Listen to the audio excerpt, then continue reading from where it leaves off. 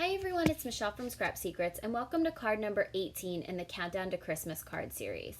Today we're going to be using a die as an alternative to a wreath builder tool. So let me show you what I mean. I chose the stamp set Peace on Earth by Concord and Ninth with the same sentiment to use as the focal image, which we're going to create our wreath around. I'm taking the largest oval die that I have and marking off the either side of it to make sure that my sentiment is placed right in the center. And again, I'm going to put it down just to make sure that the sentiment is lined up properly. I'm going to close my MISTI and I'm going to ink it up with MFT Cherry Crisp ink and stamp that down after I put the magnets back on. You have to be careful with this because if you don't have a large piece of paper where you're stamping on, the dies are magnetized, so it will be attracted to the magnets. And I think in part of this video you do see where the die actually jumps up onto the magnet because I got it too close. But anyway, I am going to stamp this a couple of times in that Cherry Crisp ink from MFT. Not because it's the stamp, it's probably because of user error. I don't think that I inked it up enough. And it's also a brand new stamp, so there may be a little bit of film on there. That's why I like to use the MISTI to get a really good impression if it doesn't happen on the first try, because I'm not a great stamper. Now I'm going to put that, there you go, you can see right there. Now I'm going to put that die back in place. And I'm going to take one of the leaves from the stamp set and line it up on the bottom. We're going to use this as a guide to create the wreath. Now, I could have just traced the whole entire thing and done it that way, but the pencil gets trapped underneath there and I don't like the way that looks. If you put just two little check marks or little hash marks where you need to line the die up each time, it actually just helps you keep that in place and it helps to give you the full oval. So I inked up the very first leaf image in Gumdrop Green, and that's also an MFT ink. I'm also going to be using Dill Pickle and Elf Green as I go throughout the wreath. And I'm going to be using two of the leaf images from the set. There are a few in there. I used the one that they look exactly alike. One is smaller and one is a larger one. And I'm just going to alternate it with different colors and different sizes as we go throughout the wreath. Each time I'm going to place the die back on the paper so that I can make sure that my stamp is lined up perfectly. I do actually bend some of them because they're a little bit too long. There's one actually when I stamp out, I believe the second time I stamp out the longest one, I actually, on the right side, I actually do have to move it a little bit. So at first I started stamping with just one of the leaf images because I wasn't sure how it was going to work. Wanted to make sure it worked first before I decided to do this. And then I got a little bit smarter and I did two images at the same time and stamped them in the same color. So I believe this one is the Dill Pickle.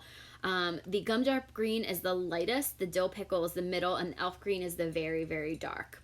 So you'll see me stamp these down and you'll see an oval is started to form around this.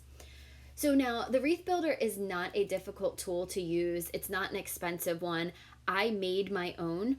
I just can't find it. I have no idea where it is. I cleaned my craft room, which that's probably why, and I can't find it, but I wanted to do this and I wanted to give an alternative way to create a wreath.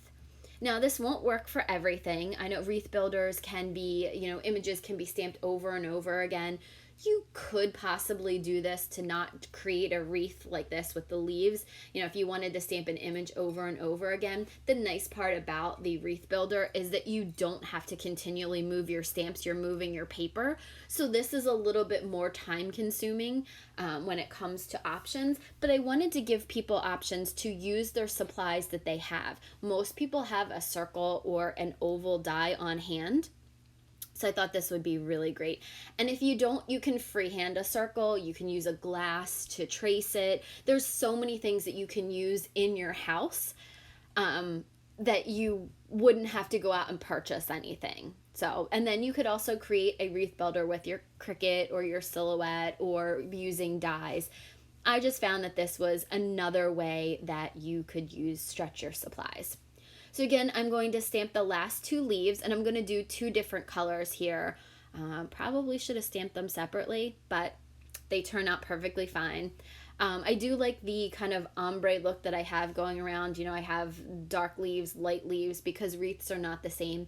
If I went back and did this over again, because I feel like that's what I always say in every single one of my videos, I learned from all of my mistakes, and I would probably go back and actually put the leaves and kind of do them ombre, each leaf an ombre, instead of doing it a solid color and then the one next to it a different color.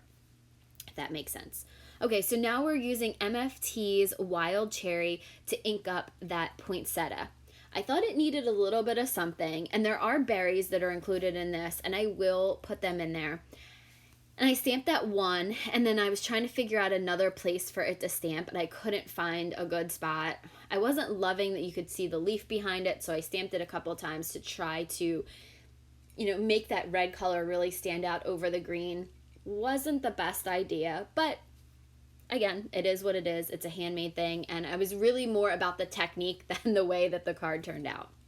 Anyway, I went back in and I stamped with my stamping block. I left the paper in my MISTI just so that I could have a little bit of foam padding behind it, and I'm going all back and forth between the two colors of MFT ink, the Cherry Crisp and the Wild Cherry, and inking up the 3 berry cluster and the single berry cluster and stamping them down. So I'll go back and forth.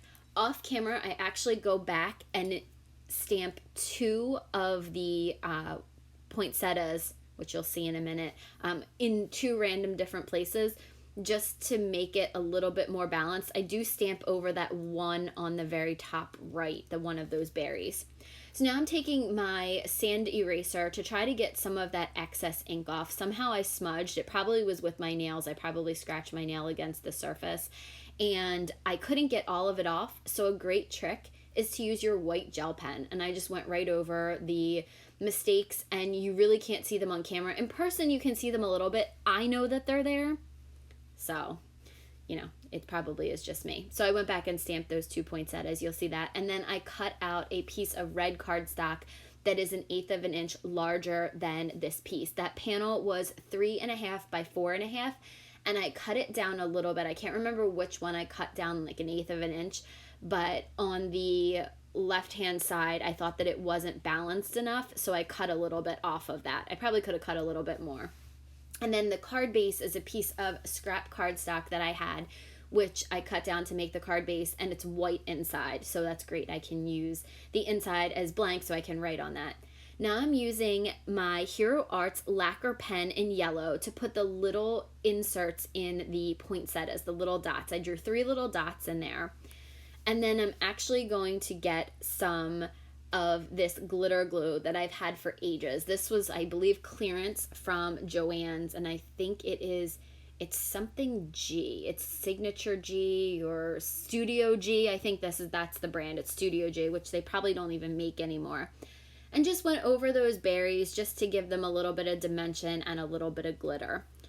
So that's basically the card for today. It was really just wanted to show you guys the technique more than the actual card, but this does count for my Christmas card series, so I definitely wanted to make sure this counted, because I have slacked a little bit on that. I am a little bit behind, so I will be uploading more videos this week.